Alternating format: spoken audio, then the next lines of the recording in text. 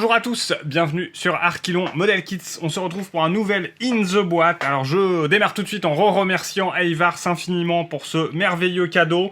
Donc du vin, des femmes et des chansons, voilà un petit peu le thème annoncé sur la boîte qu'on pourrait traduire plutôt aujourd'hui par sexe, drogue et rock'n'roll. Voilà, donc on va regarder ce que nous cache ce bombardier moyen américain, donc qui s'est notamment illustré pendant la bataille de Midway et qui a été mis en service juste après Pearl Harbor. Donc voilà, donc la boîte, on va commencer comme d'habitude avec un petit tour de boîte. Donc franchement, boîte très jolie, édition limitée. On est un peu sur le même thème là, je trouve, de cartouches, un peu comme on a sur le Mustang ou sur très récemment le Spitfire que vous avez découvert sur ma chaîne aussi. Donc voilà, moi les boîtes sont vraiment superbes. Là, Edward, il y a un super boulot graphique. Donc très joli. Donc tour de boîte, voilà le box art, vous l'avez compris, j'adore. Sur le côté, on se retrouve donc avec une présentation des différents modèles qu'on peut monter qui sont donc au nombre de 9. Donc là franchement vous avez le choix, plein de camos, plein de couleurs, des tout métalliques, de l'olive drab, du green, il va y avoir moyen de bien s'amuser avec ce modèle. Ensuite sur le côté, comme d'habitude, rien de spécial si ce n'est que c'est la boîte 21-29. Et là ils nous mettent, voilà ce qu'on a, donc c'est un kit Hasegawa. Donc tout ce qui est plastique, ça vient de chez Hasegawa. J'ai été vérifié sur Scalemates. Donc l'idée est assez rentable finalement parce que donc sur Scalemates, on les trouve plus vraiment les Hasegawa de B26 au 1/72e. Donc forcément, si vous voulez les avoir, va falloir passer à mon avis sur quelque chose comme Le Bon Coin, enfin voilà, tous les trucs de maquette d'occasion, voilà. Et par contre, l'intérêt de ce kit, c'est que du coup, vous avez en plus de fournis, donc ce qu'ils mettent, les roues en résine. Donc qui sont run flat, hein, sont légèrement dégonflés à l'endroit où posent les roues, ce qui est logique. Et puis on a toutes les parties, évidemment, on a de la photo découpe et les masques qui sont fournis dedans. Et donc 9 options de marquage, etc. Donc je n'ai pas pu voir chez Hasegawa combien il y avait d'options de marquage, mais je pense qu'on est au-dessus. Donc voilà, franchement, je vais pas parler de prix parce que c'est un cadeau, mais au vu du prix... Voilà, par rapport à un ancien kit Hasegawa, je pense que ça vaut vraiment le coup de prendre cette boîte Edward. Donc voilà pour le petit tour de boîte. Sans plus attendre, on va l'ouvrir et regarder ce qui se cache à l'intérieur. Donc, je l'ai déjà ouverte, hein, donc c'est un peu, d'habitude la notice est en dessous. Donc là, la notice au-dessus, donc pareil, belle notice, on va la voir à la fin. Ensuite, on a la photo découpe qui est là, donc ouais, pas mal, hein. On va la regarder en détail, mais du coup on a les moteurs et tout, sympa, belle planche. Et puis de l'autre côté, voilà, on a toute la partie, intérieur qui est là. Donc ça c'est cool, 2 planches de photo décale. Donc le kit en lui-même qui est tout dans le même sachet.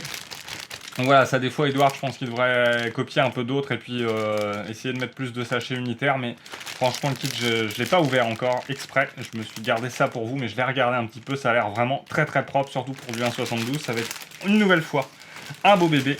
Une énorme grappe transparente. Alors faut regarder parce que là du coup on a les parties gouvernes arrière qui sont en transparente et puis les ailerons aussi, donc à voir pourquoi. Made in Japan, imported by Edward, modèle accessoire, ouais voilà, donc ils vous redisent que bon c'est du Hasegawa, hein. Tout ce qui est plastique est Hasegawa, donc ce que je disais. Donc du coup moi je connais pas du tout. Donc ça sera mon premier Hasegawa déguisé en Edward, c'est du reboxing hein, évidemment. Donc là, tous les décals, on doit avoir bien 2 planches je pense, parce que je vois pas les stencils, on regardera ça en détail juste après. Les fameux masques, et puis les petits trous en résine. Donc voilà pour le contenu de cette merveilleuse boîte, on se retrouve tout de suite pour la revue de grappe.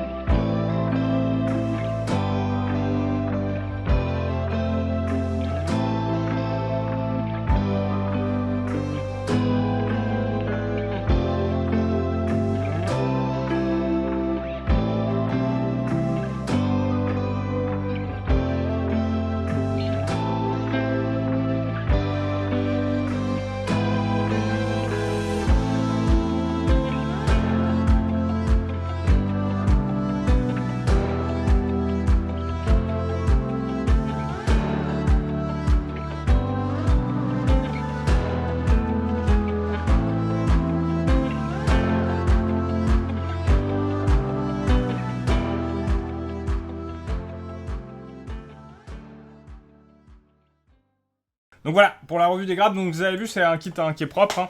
Alors on voit tout de suite que c'est pas en effet du plastique Edward. Hein. Le plastique Edward, il est un peu plus tendre. Là, on sent bien qu'il est beaucoup plus dur. Et celui-là est gris plus clair. Enfin voilà, bref. Voilà, ça a l'air d'être un très joli kit. Alors reste un peu le mystère de pourquoi il y a des pièces, les parties ailerons sont en transparence. On va regarder dans la notice si on trouve quelque chose. Mais bon, du coup, je pense que ça sera évidemment repeint parce que dans la réalité, ça devait pas être transparent. Je sais pas pourquoi elles sont transparentes. J'ai juste une pièce qui s'est dégrappée, mais bon, ça va. Pas trop de rayures et tout ça. Après, par contre, il y a juste une toute petite grappe carrée blanche. C'est pour les hélices, pour éviter, pour qu'elles puissent tourner après. Ça, par contre, pas top. Il l'avait mis dans le même plastique que la grappe transparente. Alors forcément, il y a risque de rayures. Ça, c'était pas terrible, mais c'est le seul point. Elle n'était pas emballée unitairement dedans. Mais là, du coup, c'est pas vraiment Edouard. Pour moi, c'est plutôt, je pense que voilà, du coup, dans ces cas-là, je pense pas qu'il remballe Hasegawa. Je pense que c'était emballé comme ça à l'origine. Donc, je sais pas. À voir. Voilà, seul truc. Donc, on va regarder les décals. Edouard, donc un abonné de ma chaîne me disait que ce que je me posais la question, notamment sur la Spitfire, c'était du cartographe ou pas, mais ils avaient l'air fin. Mais vraisemblablement, Edouard maintenant fabriquerait lui-même ses propres décals. Donc, on va enlever le petit film de protection. Donc, il y a finalement qu'une planche de décal. Il n'y a pas de décal de marquage sur ce kit. Hein, donc, vous voyez, putain, ça a l'air propre. Hein. C'est comme le Spitfire. Je fais la comparaison parce que je l'ai déballé il y a vraiment pas longtemps aussi, celui-là. Ils sont super fins, donc on va voir.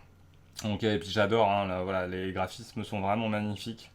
On va choisir pas le modèle en fonction du graphisme, mais bon voilà, on a de quoi faire. Des petites pin-up de partout, c'est cool. Et puis bon, la partie plus marquage est là, mais voilà, très belle planche de décal. On va lui remettre sa feuille de protection qui n'adhérera plus maintenant qu'elle a été enlevée une fois. Mais bon, voilà, au moins vous la remettez, ça protège. On va mettre ça de côté, et puis on va faire un petit peu le tour de la notice ensemble, comme d'habitude. Donc comme d'hab, hein, limited d'édition, papier glacé, agréable. Et on ouvre, et c'est parti. Donc voilà, c'est comme toutes les notices Edward. Les notices Edward, il y a j'ai rarement vu des erreurs sur leurs notices. Il y a juste quand ils font Riverside. Ah, ils ont l'air de l'avoir refait, parce qu'avant c'était un autre logo. Quand ils mettent de faire en symétrie, c'est pas toujours très clair leur truc. On sait pas toujours quelle pièce prendre, mais j'ai l'impression qu'ils ont un peu changé la donne et qu'ils ont entendu les remarques. Donc voilà, on va commencer avec la cellule intérieure, avec une bonne partie de photo découpe sur cette pièce-là. Je pense que ça va être assez sympathique au rendu à la fin. Là pareil, soit on fait en décal, soit on mettra la PE, hein, c'est clair. Du coup la notice, il n'y a pas d'autre notice avec, hein, ils ont inclus toute la PE qui est fournie dans la notice naturellement, c'est plutôt cool. Donc la partie intérieure, on continue avec toute la cellule intérieure qui va venir être faite là, donc j'espère qu'elle sera visible, parce que ça a l'air sympa quand même, les gravures sont sympas. Donc je pense que ça peut être joli à voir, donc j'espère que vous n'aurez pas trop de reflets. Les petites MG qu'on a vues, donc qui sont jolies, mignonnes comme tout, toujours à l'intérieur. Donc là c'est pas mal, hein. Il y a quand même franchement pas mal l'intérieur sur le modèle, c'est cool. Contrairement par exemple à certains kits Revel que j'ai pas encore commencé, mais je sais, notamment le Shackleton, que l'intérieur est vide. Là il y a quand même un bel effort ici qui est fait sur les trains et tout, ça va être assez sympathique sur le double train, c'est un tripod, hein. Donc il faudra voir, mais à mon avis, voilà, c'est ce que j'étais en train de vous dire. Don't forget, ne pas oublier d'ajouter du poids dans le nez. Alors il précise pas par contre combien il faut mettre, hein. Donc là il faut y aller au feeling. On verra un peu ça, ce qu'on fait. Je n'ai pas vu que c'était écrit. Donc pareil, là, il y a une variation que j'avais pas vue, mais si on ouvre ah oui, c'est la baie des bombes. Si on ouvre la baie des bombes ou non, donc nous, ça sera oui, clairement. Je trouve que c'est toujours plus sympa quand c'est ouvert. J'ai pas fait de modèle fermé encore, complètement fermé, qui vole finalement. Ils ont tous atterri, mes modèles. Donc là, voilà, on arrive aux parties notamment transparentes. Là, toute cette partie-là est transparente. On n'a pas de l'étoile, ça veut dire quelque chose ou pas